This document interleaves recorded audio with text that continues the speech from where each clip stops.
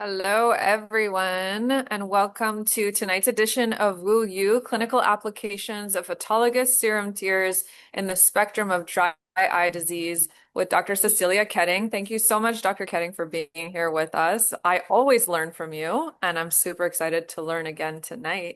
Yeah, I'm excited to be here. I'm Elise Kramer, currently in Miami, and where are you connecting from tonight, Dr. I Ketting? I am home. I'm in Denver, Colorado Oh, today. no way. Wow. Amazingly enough, it happens occasionally. We caught her at home. Wow. Next slide. So thank you to Vital Tears for exhibiting at this event. Next slide. And just a few housekeeping items before we get started with our presentation. This is a 1 hour CE course. So in order to get your CE credit, you must be online for a minimum of 50 minutes. For a COPE certificate, there will be a survey link in the chat. You'll see it now, and you'll also see it toward the end of the presentation. CE certificates will be delivered by email and sent to ARBO with OE tracker numbers, but there also is going to be a QR code at the end of the event. So if you have the OE tracker app on your phone, you can just use that and quickly scan to get instant CE. You do need the OE tracker app. You can't use your smartphone camera. So if you don't have the app, no biggie, you'll still get the CE certificate by email. But if you do have it, then you can get your instant CE. If you have questions for our speaker tonight, try to limit it to the Q&A that you see there at the bottom. If you have any questions for our staff, you can put them in chat and we'll get back to you as soon as possible. If we have time at the end of the presentation, we'll be going through some of the most popular questions for our speaker. Next slide. If you're going through the mobile version, you'll see the Q&A at the top. That again is going to be for our speaker, Dr. Ketting. If you have any questions for the chat, so for our staff or logistics, you can click on those three dots at the bottom for more options and you'll find the chat there. Next slide. There it goes. So I'm going to introduce our speaker who really does not need an introduction, but Dr. Ketting is an assistant professor at the University of Colorado School of Medicine in the Department of Ophthalmology in Denver, Colorado. Her primary focus is in anterior segment and ocular surface disease, neurooptometry, and perioperative care. She partakes in clinical research and has served externship director and adjunct faculty for several schools and colleges of optometry. Dr. Ketting is a member of Intrepid, a fellow in the American Academy of Optometry, a diplomate of the American Board of Optometry, an active member of AOA, and has served as both local and state officers with AOA. She was named Young Optometrist of the Year by the state of Virginia. Dr. Ketting lectures locally, nationally, and internationally at conferences, continually contributes articles to and serves on editorial board for multiple publications. Certainly a treat to have you here, and I will be back on later for questions. Great. Thank you so much for the warm welcome. Just housekeeping, financial disclosures all have been mitigated. Not really talking about anything here where we need to worry about that, which is great. So I'm really excited that we're talking about this, specifically autologous serum, right? And then where does this fall in the spectrum of dry eye disease? I'm going to put it out there. I'm going to be honest. I didn't really use autologous serum very often until probably about 4 years ago. It was an occasional thing that I used back in Virginia. And then once I left, I started to really use it and utilize it a lot more with my patients and really started to understand where it had its niche, how to talk to my patients about it, and then also how to really make sure that it was being utilized by my patients, right? Because those are the big three things that we run into. So I'm hopefully going to pass on a few of my pearls to you guys. And I want you to understand that this is not our train wreck patients that it has to go to, right? This is something that can be used all along the entire spectrum of dry eye disease. So dry eye, at this point, I'm just going to skip through. This was Deuce 2. We don't need Deuce 2. We got Deuce 3 now, released earlier this year. Revised a little bit from the previous published report in 2017. Definition at this point is multifactorial symptomatic disease characterized by a loss of homeostasis of the tear film and/or ocular surface, in which tear film instability and hyperosmolarity, ocular surface inflammation and damage, and neurosensor abnormalities are etiological factors. Okay, right? Not too different from what it was before. I just like to throw it in there because it's always good to see what's new. But the bigger thing is who has dry eye. you've ever seen me talk about this, you're like, I've seen this slide kidding, and I know that it's everyone. You should also know that anyway, because you see patients. And we know that, everybody's a little bit different as far as where they are in the spectrum of dry eye, whether or not is today the day that you're seeing them when they're having problems. Is it something that is more seasonal for them because it's environmental related? It's a little bit different, and everybody's journey is different, which means everybody's treatment is different. But technically, I'm going to still say and stand by it that everybody has dry eye until proven otherwise. And the big thing that we look at is evaporation inflammation. This is a big part of what we constantly talk about being the dry eye cycle. And whether that's evaporation happening because of meibomian gland dysfunction, and we've got poor tear film quality. So we've got an increased evaporation rate that leads to exposure, desiccation of the epithelial cells, leading to inflammation, and then cycle, right? Or you pick a place where it comes in. We know that these are two big parts to it, evaporation, inflammation. Now, here's another thing from DEWS 3. If you haven't had a chance to do a little light reading, I'd be happy to share a copy with you. You can also just go on Google and find it, but there are some new algorithms. Not really too different from what they have been before, but I'm bringing this up because we're talking about autologous serum and more specifically biologics. And so what I want you to do is look at this tiny, tiny text. At least it's on our computers and their phone. You may be able to kind of zoom in.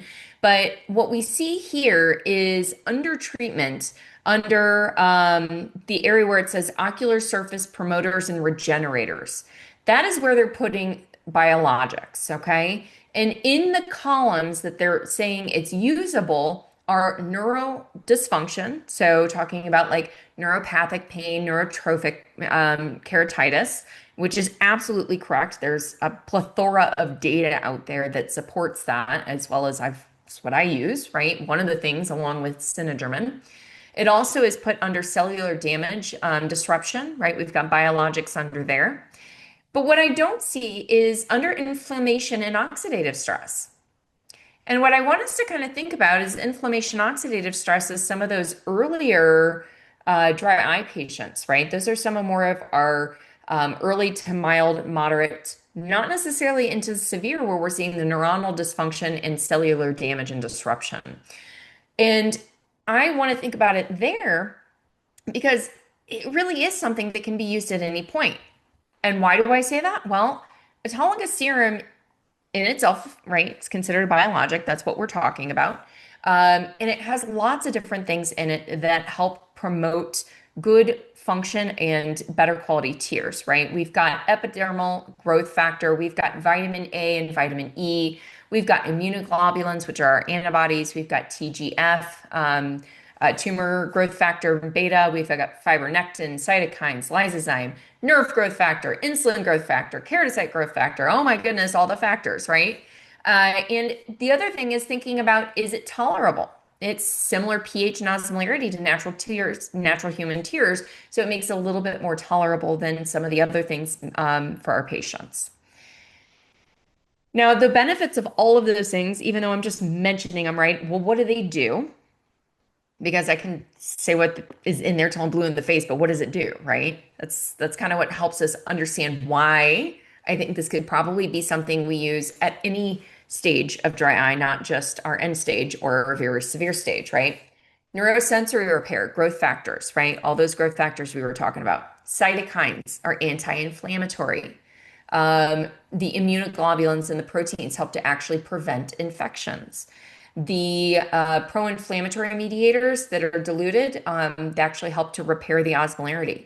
We've got a natural analgesic action, which means we're helping to calm down the pain that the patients may be having from the ocular surface disease. And they resemble our biologic tears, going back to that pH being very similar in the osmolarity. And the other thing, guess what? No preservatives and no stabilizers. We love when we aren't adding extra things on. Now, we're going to talk about the different types of serum drops, right? Because we actually have autologous serum, we have platelet-rich plasma, and we have PRGF. We'll talk about what the difference is between these. And so there are actually additives in our autologous serum, and there's different ones that can be utilized and are utilized. So, what I said that there's a plethora of research. This is just some of them. This is not all of it. If you want to dive into the research, I'm always more than happy to send this to you, and you can access any one of these. But there is lots of data, and these are all studies from 2015 and beyond. These are not even the ones that are looking from 2015 to before, right?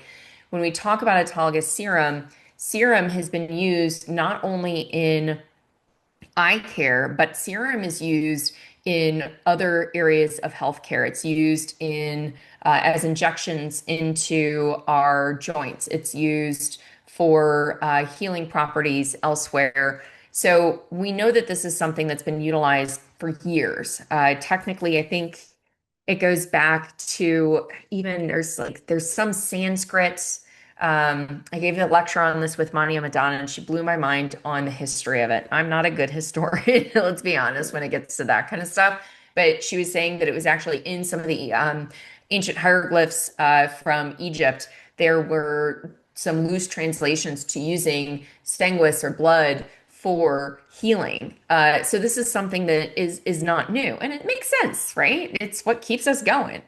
Now, here's something I think we have to think about because some people are patients as well. I don't know, maybe some weird TikTok trends or something else could come out of this. We know all sorts of things get put out there on the internet, but why not whole blood? Well, here's why not whole blood. So, in whole blood, we also have red blood cells and hemoglobin. So, we'll talk about how it's processed, but essentially, we are pulling out the red blood cells out of all of the products, right? The serum and the platelet-rich. The red blood cells, why are they not great? Well, because when they break down or hemolyze, they actually release hemoglobin and iron. These are actually considered toxic to the cornea epithelium and could worsen ocular surface disease. The other thing that we've got is platelets and white blood cells. White blood cells actually release pro-inflammatory cytokines like IL-1 and tumor necrosis factor alpha. Beta's fine, alpha's not great. There's other things in there as well. Platelets contain clotting factors, which actually can make it unstable.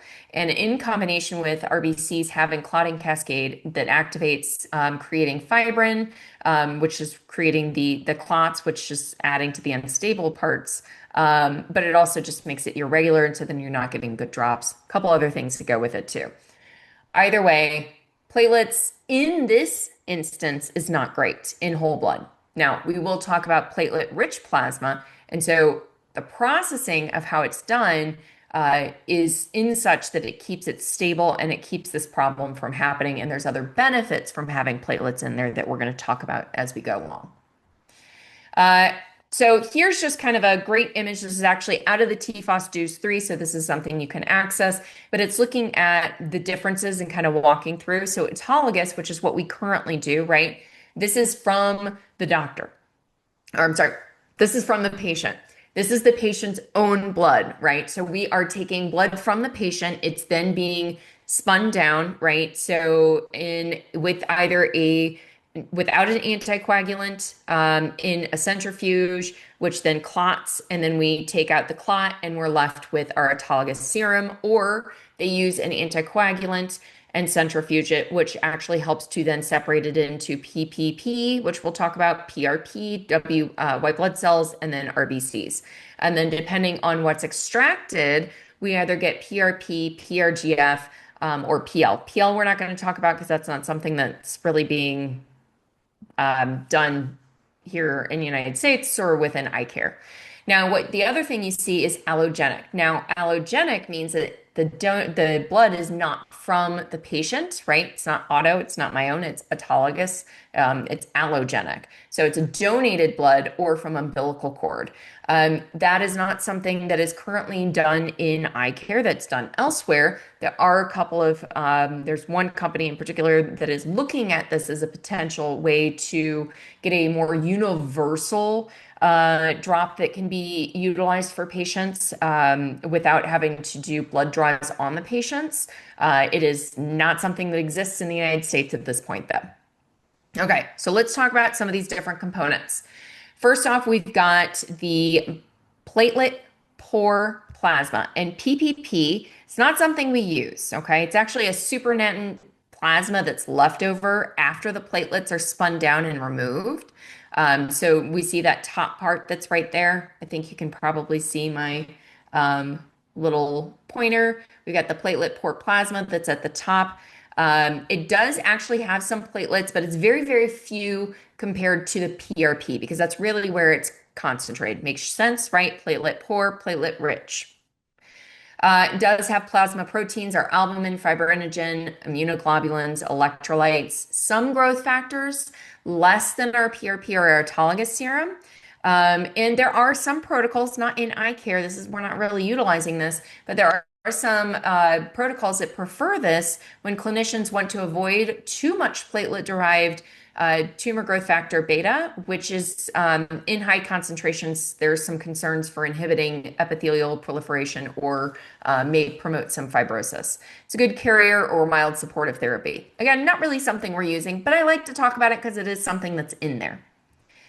Now, autologous serum, this is the one we are all the most familiar with, right? Autologous serum is that first branch that we were talking about. I'm going to go back up here. So autologous serum, right? They do not put an anticoagulant in to help to coagulate the red blood cells, right? So it's left out at room temperature to clot for about an hour or two. Then it's centrifuged and we get a clot at the bottom, okay? Because as those platelets are beat up and they're spun around, they break open, they release the fibrinogen, they create a clot, right? So we get this clot at the bottom, the clot is taken out. We're left with serum. And then we dilute it, right? So depending on what concentration we want, we dilute it with either zero point 0.9 saline, such as a BSS or an isotonic saline. And typically we're going to 20 to 50% to reduce the inflammatory cytokines. Others have used sodium hyaluronate or methylcellulose as an option for dilution as well. But the idea is that we're diluting it, and part of that is because one, it stretches. I think it kind of stretches out all of the potential inflammatory cytokines that are in there so that you're not getting bombarded with it with the full serum on top. And that's why, so we'll talk about percentages, but that's why you don't see anybody doing 100% autologous serum. 100% autologous serum actually has too much concentration of pro-inflammatory cytokines. And going back to that tumor necrosis factor beta, and that can actually become more toxic and irritating to the eye and decrease the epithelial cell healing. So that's why we dilute it. Okay. It does not contain platelets. Remember, we spun it down until there was clotting to remove the isolated serum. The less concentrate, it does have a less concentration of growth factors and plasma factors in comparison to PRP. And it is not technically plasma because serum contains other things. We've got multiple things in there. We've got the PPP, we've got the PRP, we've got all of the other things that white blood cells that normally would have been extracted in the other situation. Does have more inflammatory cytokines and high amounts of that TGF beta, which I mentioned. So PRP over here, remember PRP is actually going to have a coagulation, I'm sorry, an anticoagulant that's added, right? And that anticoagulant is added prior to centrifuge. And the plasma is then centrifuged, and we are left with the separation of the whole blood down to the plasma.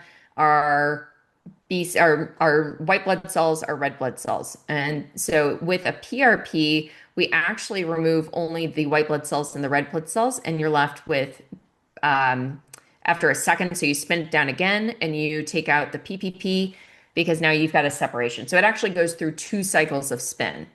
So it's a little bit more involved, right? And so now we're left with PRP. We've taken the PPP out. We're left with the PRP. That's a lot of P's, which is platelet rich, right? So high concentration of growth factors, potent healing. It does contain platelets, right? So you heard me say platelets before are bad in whole bloods, right? That's why we aren't using, part of why we don't use whole blood. But in PRP, because it's processed differently, remember we're putting that anticoagulant in there, right? And that's helping to control keeping the platelets from breaking open and releasing all of these other things that we don't necessarily want in there. So that creates a little bit more stability and it keeps them from having all of these things in there that we don't want. Contains a higher concentration of growth factors and they are released in a biologically relevant ratio. We do not dilute PRP. This is 100% PRP used in for us within the eyes, right? But it's also used in aesthetics. You hear about people getting PRP injections into the face to help restore thickness and collagen in areas versus using filler. It's a multi-step process, but it's being used there. It's also being used in medicine for injections into joints, as well as in dentistry. Now, PRGF, which is another one. I think most of us are probably a little bit more familiar with PRP and autologous serum. Autologous serum is the one that's probably the easiest to get a hold of. PRP is a little bit more difficult. PRGF, I was talking with Elise before this, and she was saying that I don't know anywhere within the United States that I was able to get, especially not in Colorado. She said actually it is available at Bascom Palmer. I know that it is actually very popular in Canada, as is PRP. But with PRGF, instead of taking out the PRP only, you actually extract the PPP, our platelet poor plasma, with the PRP, and then they are activating it. So it's kind of cool. So we've got that second spin, right? Or we've taken out the white blood cells, red blood cells, and we have the PPP and the PRP left. That's what we've got here. So then after the centrifuge, the platelets are actually activated to release those growth factors by adding calcium chloride. So we end up with a high concentration of platelet-derived growth factors, including the PDGF, we've got VEGF, we've got tumor growth factor, or sorry, transforming, keep calling it tumor growth factor, transforming growth factor beta, IGF, BFGF, and EGF. So all of these, what do they do, right? Remembering we're promoting epithelial and stromal healing, we're supporting angiogenesis, we're regulating inflammation and repair, we're helping to stimulate epithelial proliferation migration. Minimal white blood cells, we're really trying to pull those out. Minimal fibrin, advantages over, these are some of the advantages over PRP. I'm sorry, my slides are going the wrong way. There we go. So I don't have any experience with PRGF. If any of you do, you feel free to chime in the chat so that our colleagues can hear from you. I have very little experience with PRP, and that is because it's not something that's easy to get in my area. And I have a fair amount of experience with autologous. So we're going to start there. And I feel like this is, again, probably most of us. Now, with PRGF, this is just a study that was looking at patients and looking at the healing and percentages of complete resolution outcomes used for dry eye, corneal ulcers, neurotrophic, limbal stem cell deficiency, and cicatrizing conjunctivitis. So there's definitely a lot of clinical indications for it. This is just a quick breakdown because that was a lot in 10 minutes about all of the different ones. This is just a kind of quick and dirty, what's the difference between autologous serum, PRP, and PRGF, right? Which are the three options that we essentially have here. But we're really going to kind of focus on autologous serum at this point. So some of the things that we're going to talk about will still be applicable to this. We need to talk about logistics of preparation. And the reason that's important, well, other than, and I think it's important, and the reason I think it's important is not because I used to be quality control microbiologist. Yeah, didn't know that, did you? Yeah, before I was an optometrist, I was working in biotech as a quality control microbiologist. So yeah, I'm like double dork. So with this, we have to think about how it's being produced. It can be currently for autologous serum produced by blood banks, eye banks, compounding pharmacies, anybody who technically has appropriately equipped laboratory with a sterile work area. There are some people who are preparing it in their office, but we have to make sure that we're doing it properly. And you can utilize vital tears. That is one of the commercially It's not commercially available, but it is one of the companies that is there to help us navigate this and have it made. There are blood collection centers all over that they partner with within cities. They also are able, in some cases, to do at-home blood draws, and they do prep and send it to the patient on dry ice. So if you're thinking of making it in office, or you are thinking of getting it from somebody in your area who makes it in office, I would ask if it's someone you don't know very well and you've never worked with them before, ask if you can go and see. I've done this with people in my area. I've said, hey, I would love to send patients to you to have autologous serum made. I could really appreciate that. Would you mind if I came in and looked? I got two no's. That tells me I'm not sending my patients to you. If you won't let me see behind the curtain, I'm not convinced that what's behind the curtain is legit. So those are my 2 cents on that. There are actually state-specific regulations in Colorado. So the University of Colorado, we used to make our own autologous serum, but because regulations changed, it was actually going to become prohibitive for us to make it. So we actually stopped making them in our university, and we started partnering with Vital Tears. So that's who we get ours currently through. So while they are not technically regulated by the FDA themselves, the autologous serum, uh, there is still some important things because it is a patient-specific blood product. Some states have their own regulations. So if you are going to do it, you need to check with your state board. You need to make sure what are you allowed to do and or how do you need to approach this to make sure that you are doing it properly. Sterility and safety, yeah, QC hat going on right there. The entire process should be conducted under strict aseptic conditions to prevent contamination and infection. Handling bread products for you and your staff or whomever's making it, there is risk of bloodborne pathogen exposure. The other thing is remembering what's wrong with taking blood, right? Do you have a phlebotomist? Are you planning on doing this yourself? Is that something you can do in your state? Is that something you can employ someone in your state to do? So just think about logistics of how it's done. I'm not saying don't do it, saying do it properly. You may be able to do this for your patients and maybe do it for a cost that is more affordable for your patients in your area. I don't think it's a bad idea. I think it's just about how we do things. And then remember, there's technically no universally accepted protocol. If you're going to do anything, maybe refer to TFOS DUES 3 has kind of a basic protocol that's in there.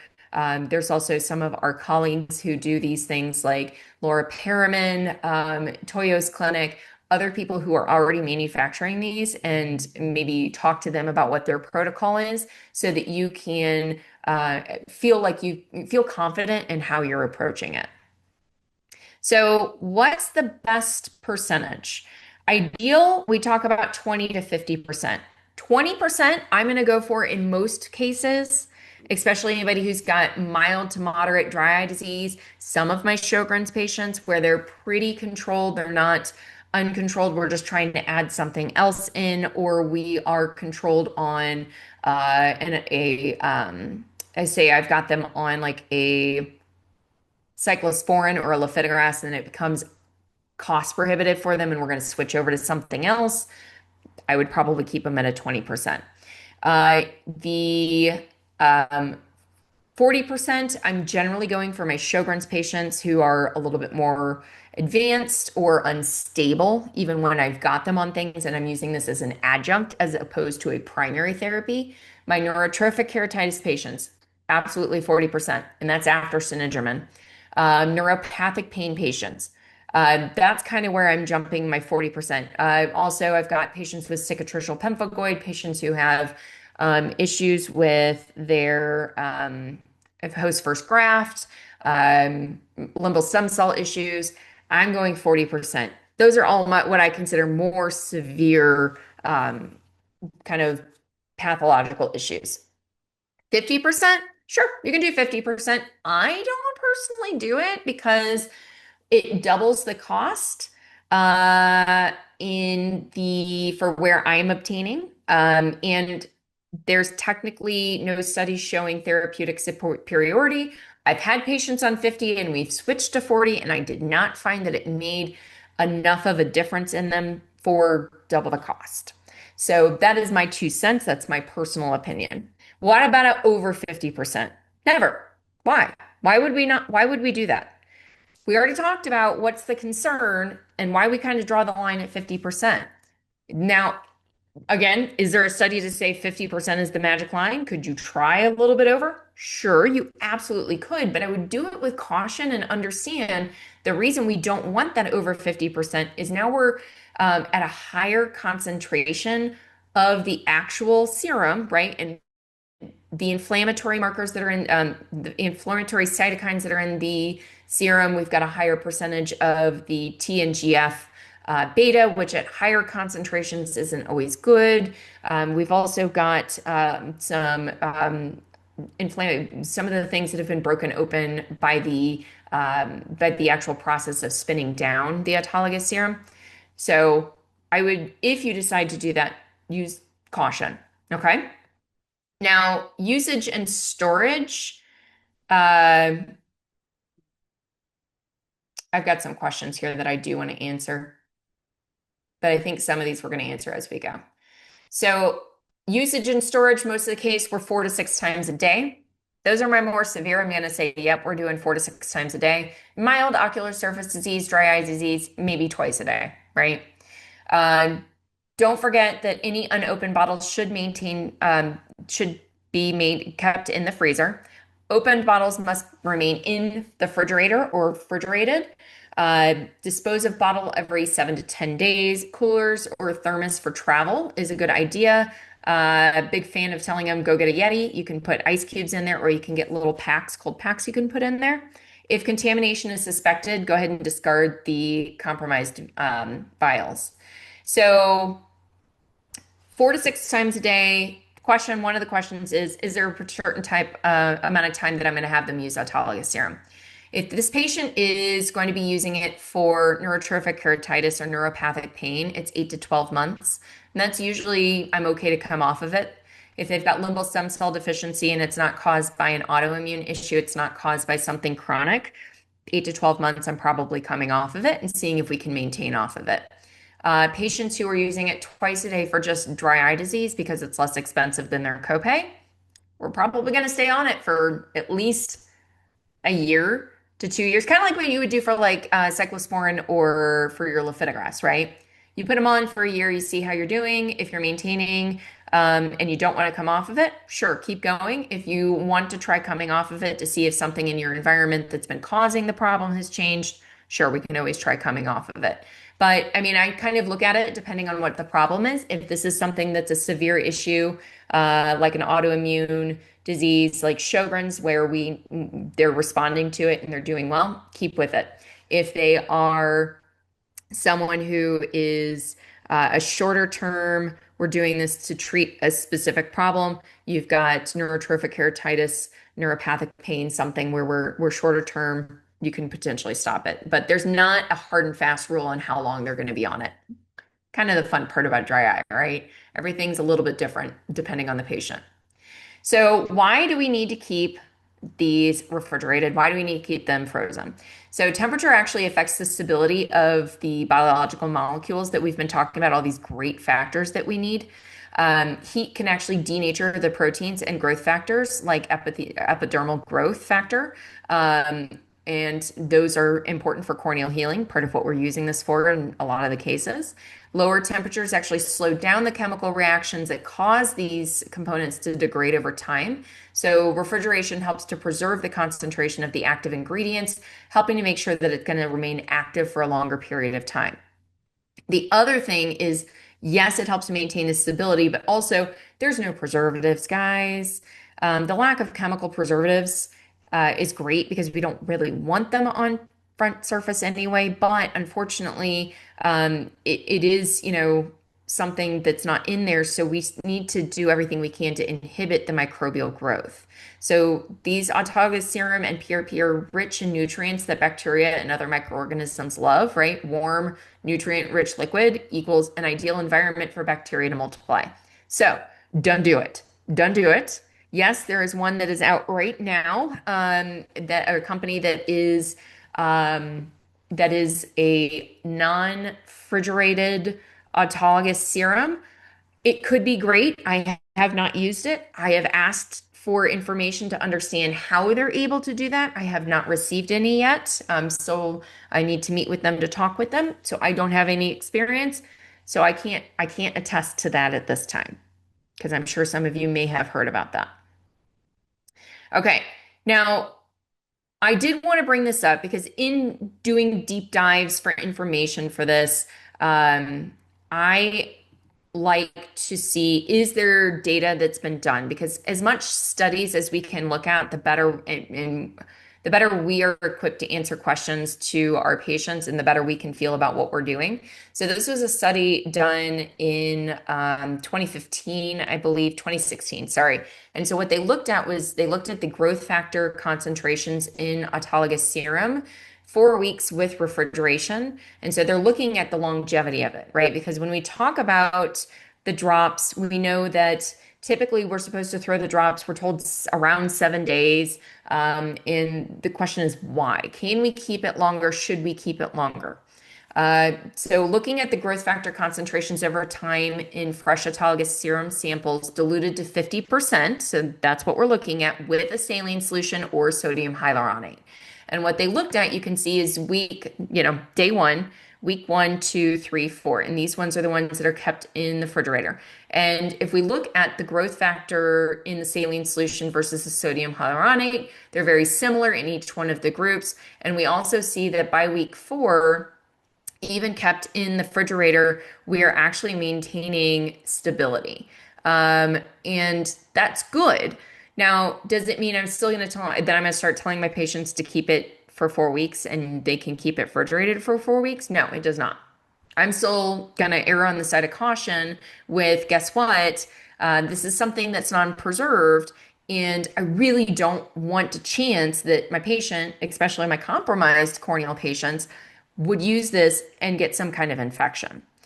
This is looking at the concentrations and defrosted samples, and this is looking at longevity month-wise of the frozen samples.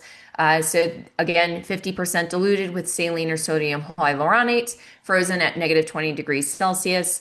Don't ask what that is Fahrenheit because my maths don't work. But it's cold, right? We'll agree it's cold.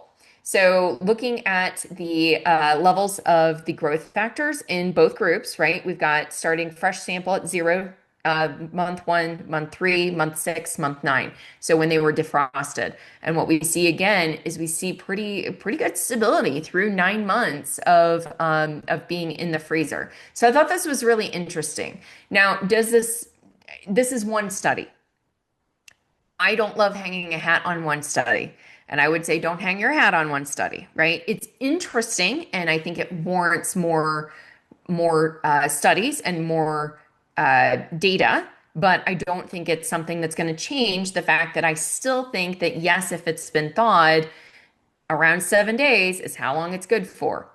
We know it's preservative free. It's still vulnerable to bacterial growth. And do you trust your patient to be as diligent as they were in a study on keeping that in a refrigerator for 4 weeks? I don't. Nope. I don't even trust myself on that, right? So refrigerated storage beyond 7 days may retain activity, but it isn't set standard. There's no clinical protocol. There's a lot of variable validation and safety data. So keep it around our 7 days that we've been talking about. Now, back to the main question. So we've talked about it. So with serum, when to use it and who to use it on. And this is kind of going back to what I brought up. We just talked about all of these great factors that are in there, things that are really helpful for the front surface of the eye to heal, to function, to get these patients doing well.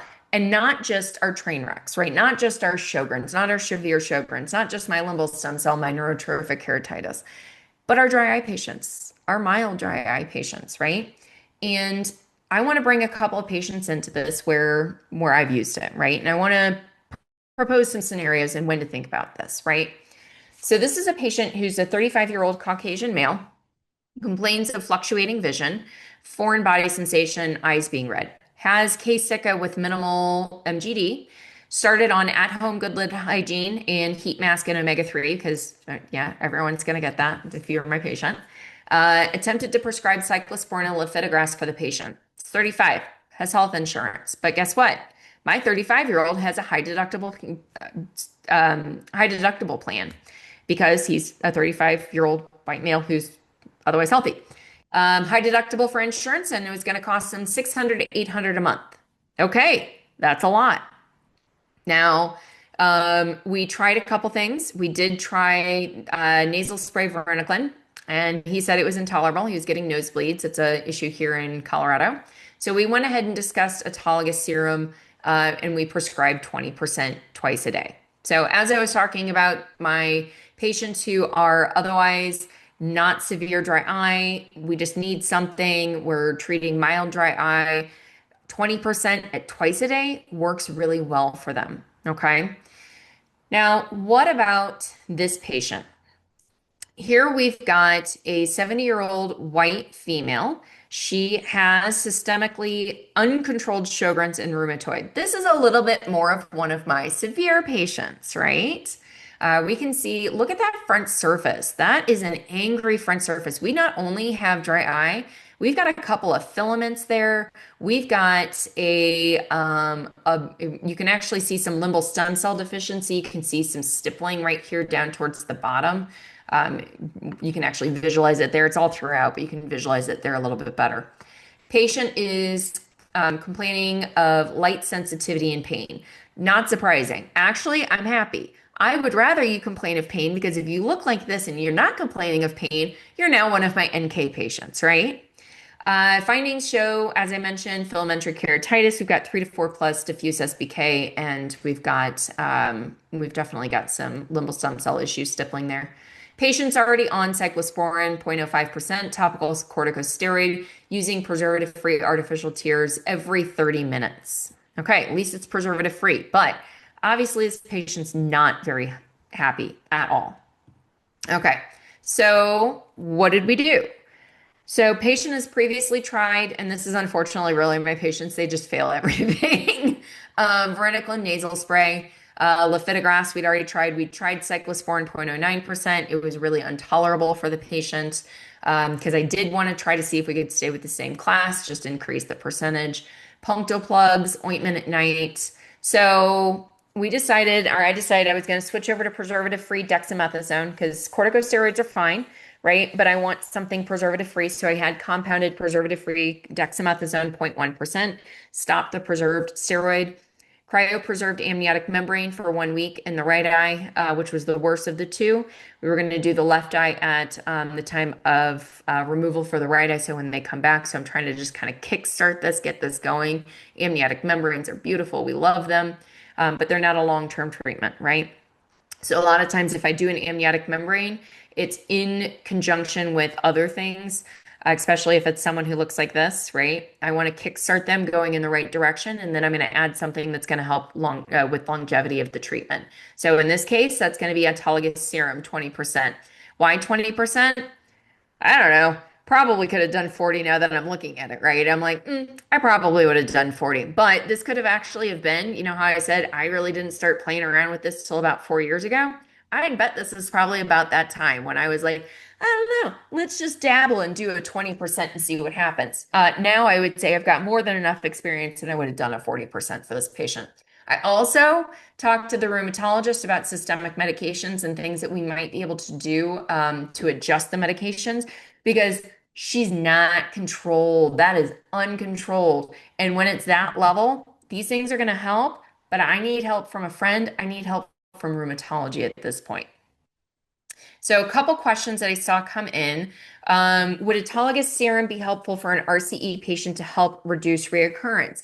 Absolutely. And that's a great point, right? You could do it once they've had, like immediately after have had it happen. It may not be something you keep them on at long term. That might be a 3 month, a 6 month, maybe a 9 month course, right?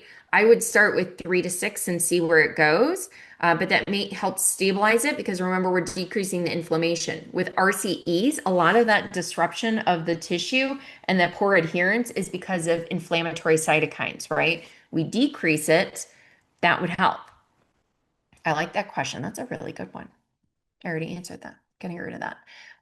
Is that in refrigerated eye drop? Have you heard on Regenerize and how does it compare to autologous drops? So Regenerize is a uh, it is amniotic drops, right? It's essentially the same thing from an amniotic membrane. It's been turned into a drop. I'm not currently using that because they've received some cease and desist letters from the FDA regarding manufacturing issues and things with their facility. So I have used it in the past, um, but I no longer am currently using that. So that was about the time I started using autologous serum, I believe. There you go. I like to be honest if I can. 40-year-old white female, contact lenses, right? This is another one. A little bit of dryness, not too bad. But contact lenses have become difficult to wear because of discomfort. Can't wear for more than a few hours. Whoops, giving it away. When the eyes are out, or sorry, when the contact lenses are out, the eyes feel irritated and dry, getting more consistent over the last few years. So we've got chronic dry eye that's getting worse over time. 40-year-old female, no, guys, she's not perimenopause at 40, but yes, it will be coming, right? So we want to get her stable now. Or could she be? Yeah, might be really early though. Patient is currently using cyclosporin 0.09%. Okay, well, dude, it's not cutting the cheese, so we got to do something else. Has tried lifitegrast previously, but felt that the dysgeusia was intolerable, couldn't do it. So, patient has keratoconjunctivitis conjunctivitis sicca, mild MGD. Discussed having the patient refit and possible daily disposable contact lenses. I tend to love that. Another good one, honestly, would be what about a scleral contact lens, right? Um, and she's going to talk to the OD about it, but the patient, actually is hesitant about a daily disposable because of waste. So, actually, scleral lens would be a great option for this patient. So no matter what, though, we're going to start the patient on lid hygiene, heat mask, omega-3 fatty acids, and discuss future IPL because of the mild MGD. Also going to start the patient on autologous serum 20% twice a day. So what I would say is if this patient, because I know some of you are probably thinking about it, and what would I do if this patient was wearing scleral lenses? I would put the autologous serum in the well. Absolutely. Um, Elise talks about this. Dr. Kramer talks about this. I guarantee. Melissa Barnett, phenomenal colleague of ours who talks about this and does this a lot with her patients.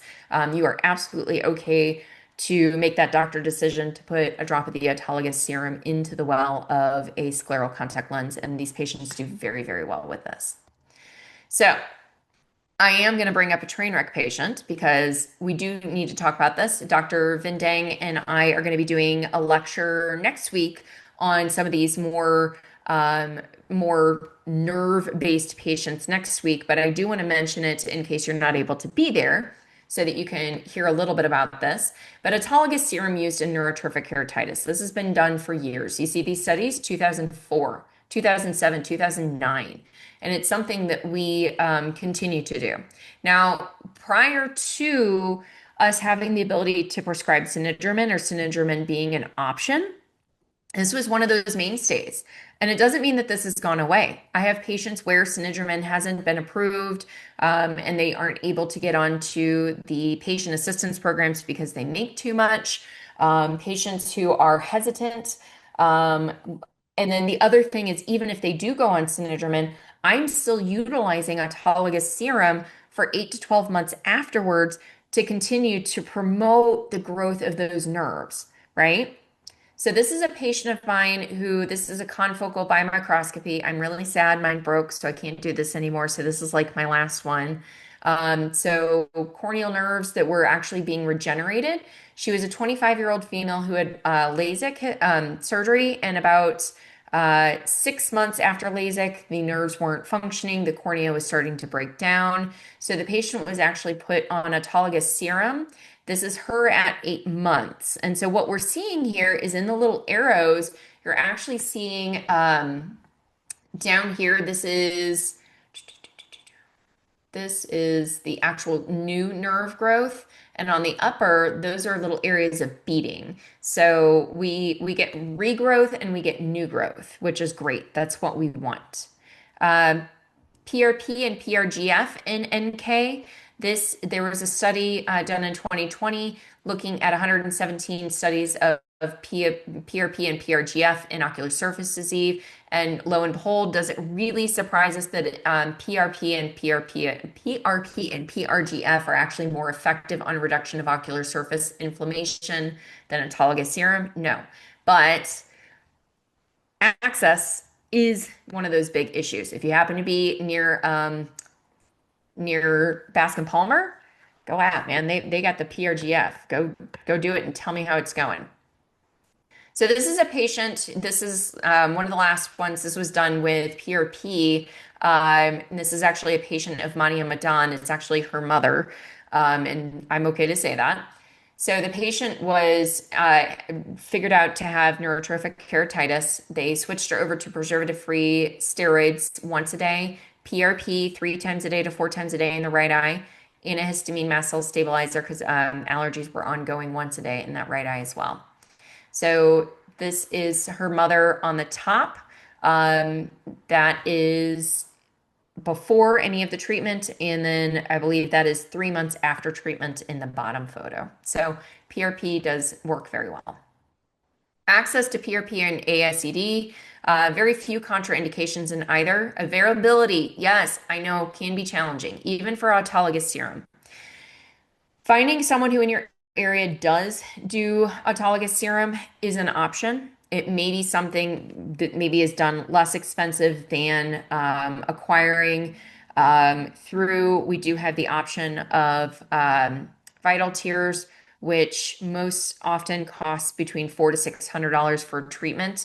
I believe it's $399. This is not a promotion for them, but I'm just giving you my experience. I believe it's $499. Man, someone correct me if I'm wrong. $499 for 3 months, but it's $650 if you get 6 months. So they'd get a better deal. I know they get a better deal no matter what. It's not double the cost if they get 6 months at the first go.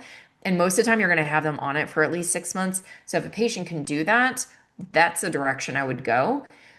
If you're having someone in your area do that, do the autologous serum, that runs the gamut, right? That could be anywhere. I've had patients who tell me it's 150 a month. I've had patients who tell me it's 50 a month, which equates out to 150 to 450 for a 3 month supply, which is depending, not actually that far off from the vital tears. And again, if they won't show you behind the curtain, probably don't want to send your patient there to get it. And then also if they're sending your patient home with a bottle that's giant and saying, here, use this for 3 months, the same bottle, I want to think about that, right?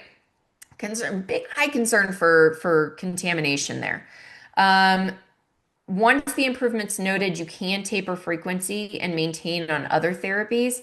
You can use this as a Kickstarter for some patients, like I did with my first patient. It was something that was more affordable for him than it was for being able to obtain a prescription medication. So there are times where it makes sense. I do know that, yes, it's not inexpensive for the most part. But unfortunately, many of us are running into the problem that no treatments are. And that's a whole other lecture on public health and access to care that, we don't need to get into here. But that is unfortunately the reality of some of the things we run into. Now, what I can say is it works, and it works very, very well. And it is one of those things that when you're using the right thing in the right patient, while the costs may be there, the patient's going to appreciate that you got the right thing for them, and it may be worth it to them. It is not our job to decide what is worth it to them. It is our job to tell them what we need them to do, and then figure out how best to approach it.